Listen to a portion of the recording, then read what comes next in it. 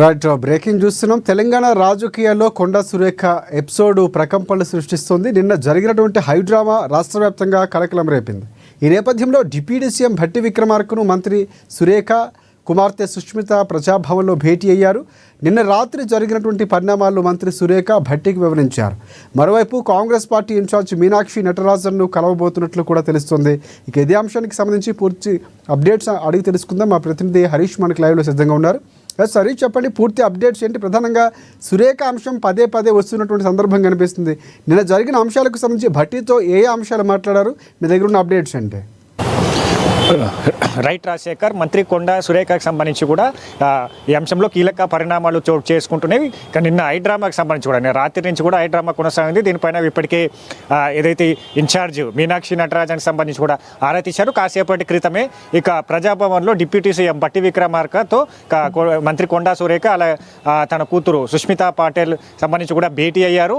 ఇక నిన్న జరిగిన వివాదంకి సంబంధించి కూడా ఎందుకు ఆ వివాదం జరగవలసి వచ్చింది, ఇక పూర్తి స్థాయిలో ఏదైతే మంత్రుల పైన కూడా తన సుష్మిత పాటిల్ చేసిన ఆరోపణలు కావచ్చు, ఇక మిగతా సంబంధించి కూడా నిన్న తన ఇంటికి మఫ్టీలో పోలీసులు రావడం పైన కూడా తన సుష్మిత పాటిల్కి సంబంధించి కూడా విభేదించింది. ఛార్జ్షీట్కి సంబంధించి లేకుండా తన ఇంటికి ఒక మహిళా మంత్రి ఇంటికి పోలీసులను పంపించారనేది కొంతమంది పైన కూడా ఆరోపణ చేసింది. ఈ అంశాలపన్నిటిపైన కూడా ఇప్పటికే ఇన్ఛార్జ్ మీనాక్షి నటరాజన్ ఆరా తీశారు. కాసేపటి క్రితమే దీనిపైన పిసిసి చీఫ్ మహేష్ కుమార్ గౌడ్ సైతం కూడా ఇక ఈ అంశం పైన కూడా మాట్లాడడం జరిగింది. ప్రధానంగా దీంట్లో ఎక్కడో కమ్యూనికేషన్ గ్యాప్ ఉంది. సాయంత్రం వరకు దీనిపైన కూడా పూర్తిగా ఒక క్లారిటీ వచ్చే అవకాశం ఉంది. ఇప్పటికే ఇన్ఛార్జ్ మీనాక్షి నటరాజన్కి ఈ అంశానికి సంబంధించి కూడా చెప్పడం జరిగిందని కూడా చెప్పారు.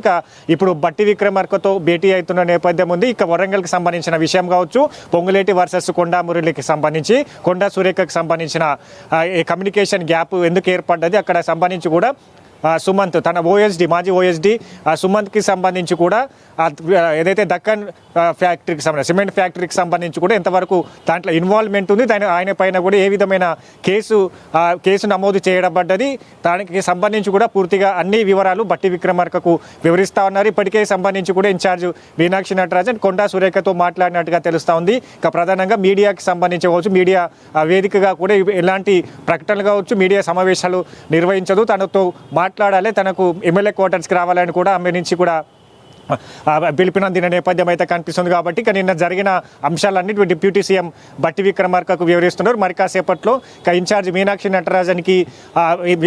నటరాజన్తో నిన్న జరిగిన పరిణామాలు కావచ్చు, ఇక తన కూతురు సుష్మిత పాటిల్ చేసిన వ్యాఖ్యల పైన కూడా ఇన్ఛార్జ్కి వివరించే అవకాశాలు అయితే కనిపిస్తూ ఉన్నాయి. మొత్తంగా దీనికి సంబంధించి కూడా ఒక పులి స్టాప్ పెట్టాలని కూడా పిసిసి భావిస్తూ ఉన్నది. కాసేపటి క్రితమే దీనిపైన పిసిసిగా కామెంట్స్ చేసిన నేపథ్యం ఉన్నది. దీనిపైన ఒక ఈవినింగ్ వరకు క్లారిటీ ఇస్తాం. ఇది ఒక కమ్యూనికేషన్ గ్యాప్ వల్ల ఎలాంటి చర్యలు తీసుకునే అవకాశం కనిపిస్తుంది? ఎవరి మీద ఎవరికైనా ఒక రకమైనటువంటి కొంచెం గట్టి చర్యలు తీసుకునే అవకాశం, హెచ్చరిక లాంటివి ఏమైనా పార్టీ నుంచి వచ్చే అవకాశం కనిపిస్తుంది? ఎందుకంటే పదే పదే మొన్న కొండ సురేఖ అంశంలో అక్కడ పార్టీ వర్గంతో విభేదాలు రావటం, ఇప్పుడు పొంగులేటితో రావటం, వరుసగా వస్తూ వివాదాల్లో కాంగ్రెస్ పార్టీ ఎప్పటికప్పుడు ఉంటున్నటువంటి పరిస్థితి కనిపిస్తుంది. దీనిపై క్లుప్తంగా ముందుకు వెళ్ళబోతున్నట్టు కాంగ్రెస్ పార్టీ ఒక అంశం తెలుస్తుంది. సో ఇక్కడ హెచ్చరికలు ఏమైనా జారీ చేసే అవకాశం ఏమైనా కనిపిస్తుంది హైకమాండ్ నుంచి?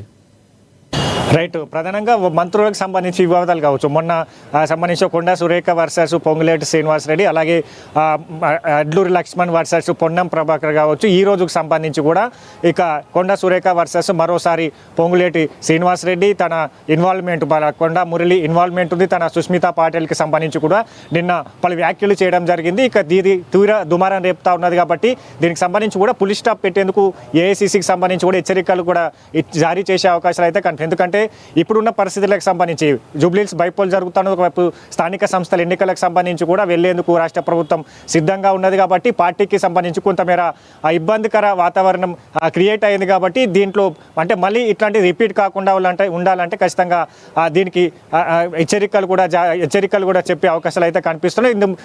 దీంట్లో భాగంగానే ఇన్ఛార్జ్ మీనాక్షి నటరాజన్కి ఏదైతే మంత్రి కొండా సురేఖకి సంబంధించి కూడా పిలవడం జరిగింది. ఈ అంశాలన్నిటిపైన మాట్లాడిన తర్వాత భవిష్యత్ భవిష్యత్తులో మరీ ఎవరు మంత్రులకు సంబంధించి కూడా ఇట్లాంటి కమ్యూనికేషన్ గ్యాప్తో కూడా వివాదాలు కావచ్చు, విభేదాలు కావచ్చు, ఇక బహిరంగంగా కూడా ఆ దూషణలు వ్యాఖ్యలు చేసుకోకుండా కూడా ఖచ్చితంగా గట్టి స్ట్రాంగ్ కౌంటర్ కూడా వేయబోతున్న నేపథ్యం అయితే కనిపిస్తుంది. ఎందుకంటే మొన్న జరిగిన టెండర్ల అంశానికి సంబంధించి కూడా సీఎం పొంగిరెడ్డికి సంబంధించి 71 కోట్లకు సంబంధించి కూడా మేడారం టెండర్లో తన శాఖలో ఇన్వాల్వ్మెంట్ అయ్యారు. తన అనుచరులకు టెండర్ ఇప్పించుకునే అక్కడ ముదిరిన వివాదం పైన కూడా సీఎం రేవంత్ రెడ్డి సీరియస్ అయ్యారు. దీనికి సంబంధించి కూడా పూర్తిగా ఏఐసీసీకి సంబంధించిన నివేదిక ఏఐసీసీ నుంచి కూడా నివేదిక వచ్చింది. ఇక ఏఐసీసీకి వరకు కూడా కంప్లైంట్స్ వెళ్ళాయి. దానిపైన కూడా రాష్ట్ర ప్రభుత్వం సీఎం రేవంత్ రెడ్డికి సంబంధించి కూడా నివేదిక ఇవ్వడం జరిగింది. ఇక మొత్తంగా ఈ అంశానికి సంబంధించి కూడా సీరియస్గా తీసుకున్న నేపథ్యం అయితే కనిపిస్తుంది. ఎందుకంటే దీంట్లో పలువురి పైన కూడా ఆరోపణలు చేశారు కాబట్టి ఈ ఆరోపణలకు సంబంధించి కూడా గట్టిగా వార్నింగ్ ఇచ్చేందుకు ఇచ్చే అవకాశాలు అయితే కనిపిస్తున్నాయి. ఏఐసీసీ నుంచి కావచ్చు, ఇక్కడ పీసీసీ ఇన్ఛార్జ్ మీనాక్షి నటరాజన్కి సంబంధించి ఇందులో భాగంగానే మంత్రి కొండా సురేఖను పిలిచి మాట్లాడడం జరుగుతుంది. దాంతోపాటుగా పొంగులేటి శ్రీనివాసరెడ్డికి సంబంధించి కావచ్చు, ఇక దీంట్లో ఏదైతే పొల్యూషన్ కంట్రోల్ బోర్డుకు సంబంధించి కూడా మాజీ ఓఎస్టీగా ఉన్న ఆ సుమంత్కి సంబంధించిన వ్యవహారం కావచ్చు, దక్కన్ ఫ్యాక్టరీలో ఎంతవరకు ఇన్వాల్వ్మెంట్ ఉంది, వీటన్నిటిపైన కూడా వివరాలు ఆరా తీసిన తర్వాత కూడా గట్టిగా హెచ్చరికలు ఇచ్చే అవకాశం అయితే ఉంది. Rajasekhar, thanks for updates Harish.